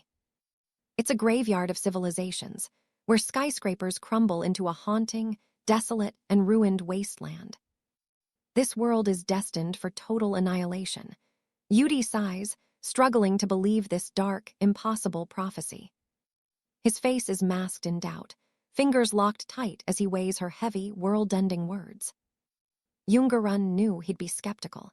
She knows she sounds like a madwoman chasing ghosts of fate. Her eyes turn hollow while gazing into the fragment, seeing the echoes of a terrifying nightmare. These visions aren't just dreams. They are literal remains of worlds already erased from existence by time. Once the apocalypse breaks its chains, those shattered worlds will collide with our very reality itself. She hid her identity to survive, but now she has one goal: stop the final, ultimate countdown. She refuses to stay silent while destiny rots. If she doesn't act, everything she loves dies. She begs Yudi to witness the truth within the shards, a desperate, heartfelt plea for global salvation. Moved by her sincerity, Yudi touches the fragment. Suddenly, his consciousness is violently pulled inside. Where is this? The air feels chillingly familiar, like the abyss of the Great Sea Rift. For 8 long years, that rift was explored. Now he hears the haunting, rhythmic drip of water. Is this the ghost of a world swallowed by the sea rift? The realization chills his soul. A thunderous noise erupts. Amidst a mountain of dusty books, a mysterious, grown girl finally appears. It's 𝑺𝑺𝑺, now a stunning woman. Suddenly, a massive, earth-shaking crash rattles the entire ruins. A warrior on a terrifying beast charges in, wielding a staff and shouting her name loudly. Yudi wonders if this powerful stranger is a candidate. The tension in the air is palpable. The man dismounts, panicking about Hanbai. 𝑺𝑺𝑺 apologizes, caught in a rare moment of weakness. He questions why she's near the school ruins. She hesitates, her secrets barely kept hidden away. Yudi suggests scouting the area together. 𝑺𝑺𝑺's eyes light up with sudden hope and pure joy. I'll handle the monsters, Yudi promises. He nods, stepping into the role of a legendary protector. Keep this from Sayang, he whispers. If she finds out, absolute chaos will surely break loose. 𝑺𝑺𝑺 agrees instantly, but back in reality, Yudi still questions this surreal and disturbing vision. Suddenly, the scene shifts to a station. The atmosphere is thick with mounting, desperate human tension. He wanders through the chaos, observing the panicked masses as their world begins to fray apart. He spots his alternate self. This Yudi is desperately negotiating with a tired, stressed-out doctor. Medicine has run out. The doctor suggests a dangerous trek to Gyeonggi Hospital for vital supplies. Suddenly, a blur of motion. It's Sayang. She lunges forward and pulls him into a fierce hug. Sayang is furious, clinging to him tightly while the doctor breaks into a cold, nervous sweat. You're early, what about the gate? The doctor stammers. Sayang's gaze is as cold as ice. Send someone else, she commands. Her aura is so suffocating the doctor instantly backs down. She buries her face in Yudi's shoulder, her weight feeling like a heavy mountain of emotion. She grumbles about the doctor's nonsense. Yudi, looking annoyed, tries to calm her fiery, intense temper. I'm the most efficient choice for this mission, he argues, but she only grips him tighter. Don't say those things, she whispers. Yudi sighs, gently patting her hair despite the surrounding chaos. He tells her to be polite, but his heart is racing. Is this vision just a dream? He recalls 𝑺𝑺𝑺's warning. The shards of dead worlds are loud, chaotic, and dangerously real. The more he sees, the deeper he sinks into the mystery of this doomed, alternate timeline. Sayang's love in this world feels achingly familiar. Should he keep watching this intimate, tragic scene? Suddenly, the scene shatters. The void is filled with millions of flickering shards of other lives. He sees familiar landmarks buried under white ash. The apocalypse isn't coming, it is already here. Ash fell like frozen tears over the shattered city. Gates ripped through the smoke, heralding a world in ruin. Beyond the smog, nameless horrors lurked in the shadows. They were nightmares born from the void of the Western Sea. 8 years of hellish survival flashed before Yu's eyes. A bitter sigh escaped him as he recalled his long exile. Suddenly, a violent tremor shook the foundations of reality. The high-pitched ringing threatened to shatter Yu-Dai's consciousness. Memory shift the front lines. I'll draw their fire, Dai roared, stepping into the chaos. Everyone, retreat now. Yuna huddled behind the rubble, begging him to stop this madness. You can't face that horde alone, she screamed. Dai turned, his eyes burning with an unshakable confidence. If I back down, the forest and everyone in it is lost. Trust me, I'll settle this and return quickly. He flashed a warm smile, a brief flicker of hope. Run, Yuna, go and don't you dare look back. And remember, keep this a secret from Sa Yan. Yuna stood frozen, watching his silhouette vanish into the fray. As Dai entered his combat stance, the vision crumbled. A fragment of the past dissolved into nothingness before him. A return to base was a suicide mission now. Yet, the pull of the story was too strong to ignore. A faint rustle in the debris caught his senses. There, buried in the dust, lay another shard of memory. He reached out, and the past flooded his mind. He saw Sa Yan, broken and kneeling in the dirt. "Stop acting like you're the only one who lost everything." A mocking voice cut through. It was Hanbi, eyes ablaze with rage. "Our entire force is crippled because of your hesitation. Do you think the fallen died just to watch you weep?" "Life must go on, Sa Yan." Hanbi's tirade was relentless, a mask for his own inner turmoil. "Jin is gone. That idiot is never coming back." Sa Yan remained silent, a ghost haunting her own body. Yu Dai watched, his heart heavy with unspoken words. "I know your burden," he whispered to the cold silence. He watched 3 souls drowned in agony. Witnessing Jin's final stand felt like a blade to the chest. Sa Yan's desperate cries for Jin echoed through the void. Her tears fell like rain in a world without sun. Back in reality, Yuna's voice broke the dark spell. "Yu Dai, wake up. Thank the stars you're okay." What was that place?" Yu Dai gasped. "I don't know," Yuna stammered. "Those fragments are brand new." "Is the timeline merging? Is the end beginning?" Her hand began to pulse with a terrifying, ink-black energy. "Focus, Yuna, stay with me," Yu Dai urged. "I'm sorry, I never should have shared that broken shard." "I thought you'd be safe, but the rift claimed you." Yu Dai's eyes narrowed. "Claimed me? What do you mean?"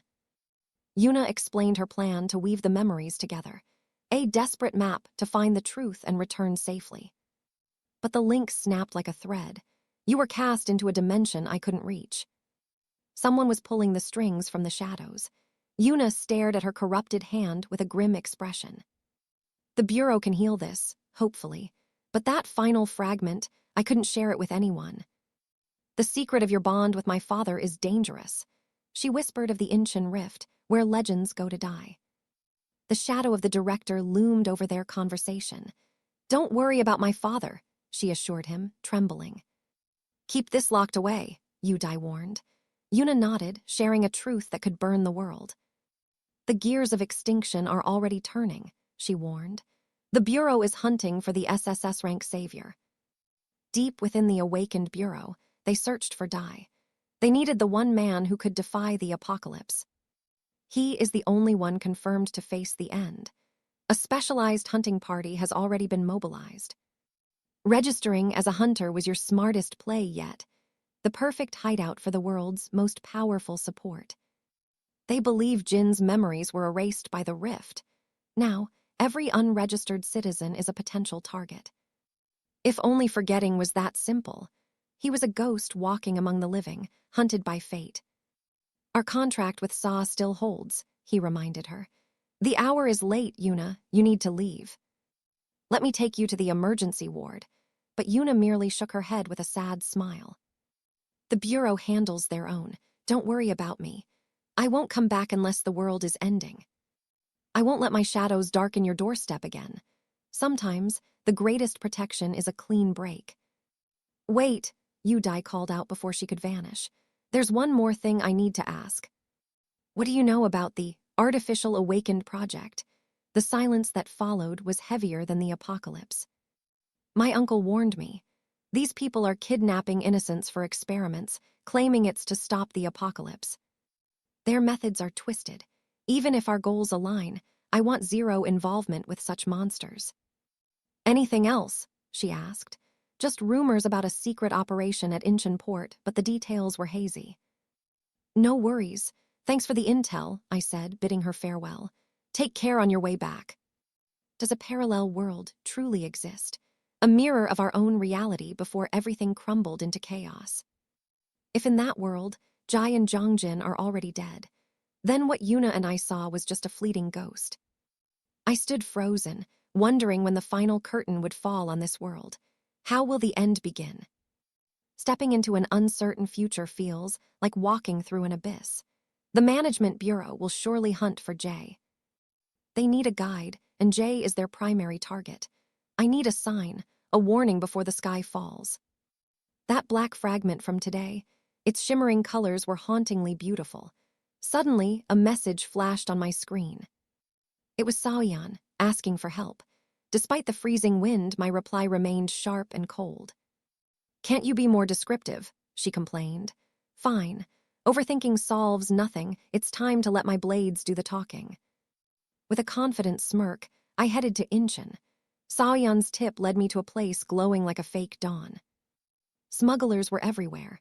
A man in a sharp suit, M8 Mito, approached with a dark scowl on his face.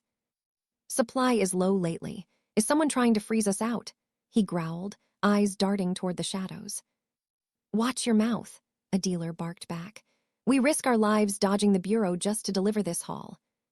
The Bago Bureau and Paga units are tightening the noose. Every shipment is a gamble with death. "The Busan crew got wiped out," another whispered.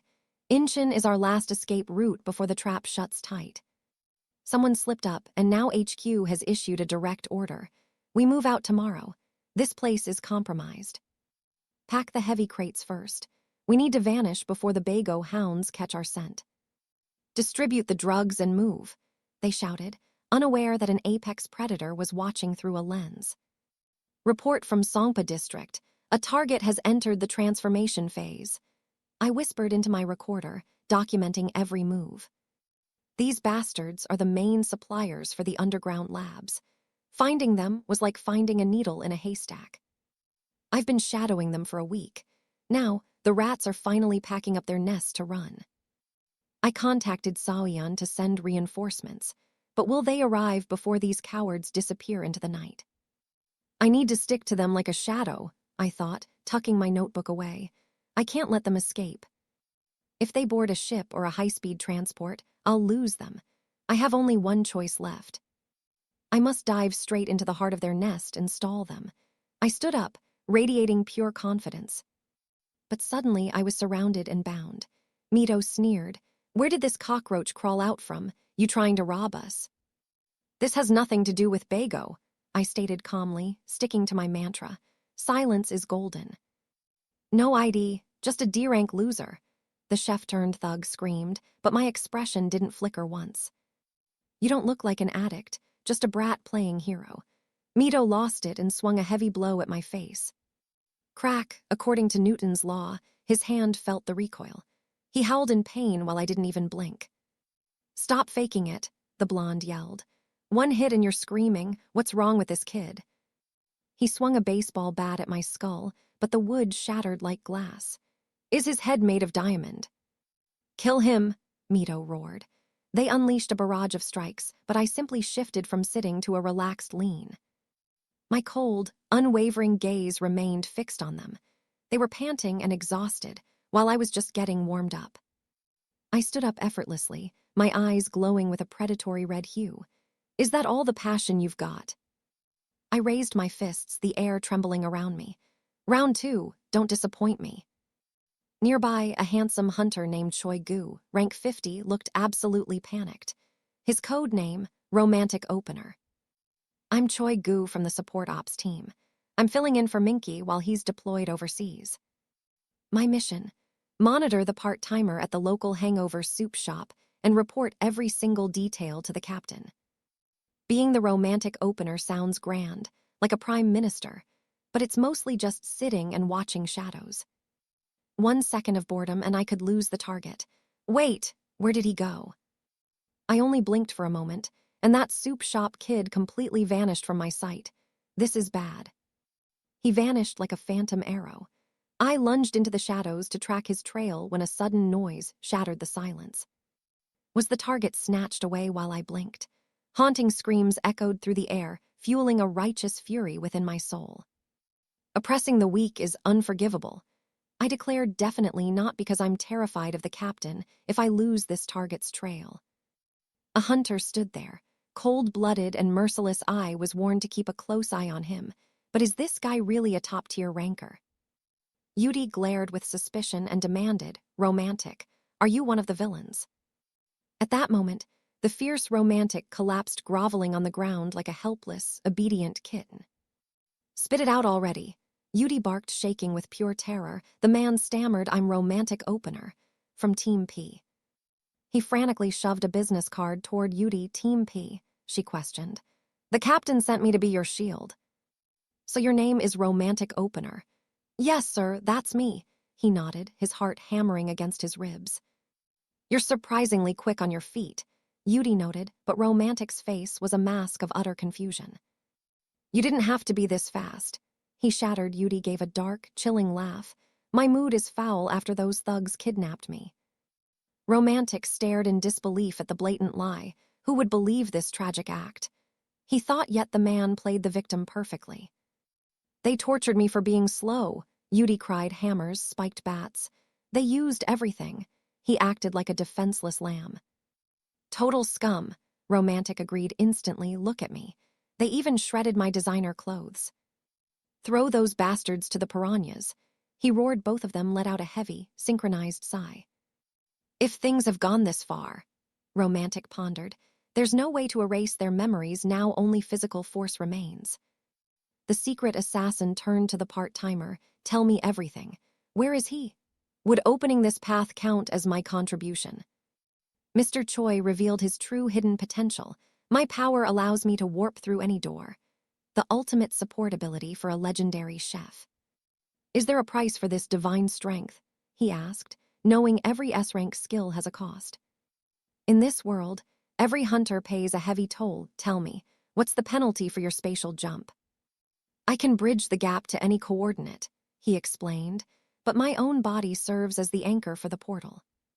The further the distance, the longer I lose consciousness, and once I faint, the gateway vanishes instantly. If we jump from Ian to Zun right now, how long would you be out of commission? At least 2 full days, he replied solemnly. What about a massive jump to Washington? I've never tried, but Toronto nearly broke me. I pushed my limits to the brink that time. This ability is truly god-tier support, Romantic shouted. Don't worry about the fainting, the assassin promised. I'll make sure you reach the hospital safely.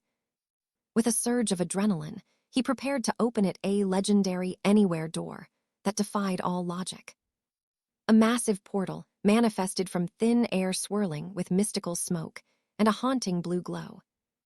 As the heavy doors creaked open, tension filled the air. A blinding white flash consumed their entire vision. There sat the captain, looking cold and regal, clutching an iPhone 14 Pro Max at his desk. Why did you open a portal to my office? I just wanted an update on the situation. Your job is to observe, not play hero, the captain warned. Yet the assassin stood tall with unwavering confidence. You actually did me a massive favor today, the captain admitted. For the first time, we've seized the entire shipment. As the hero turned to leave, the captain's gaze sharpened. Are you really going home looking like a wreck? The question hung heavy in the silent room. The man said nothing, his silent pride speaking volumes. That's all for today's epic tale. Smash that like and subscribe button for more legendary recaps.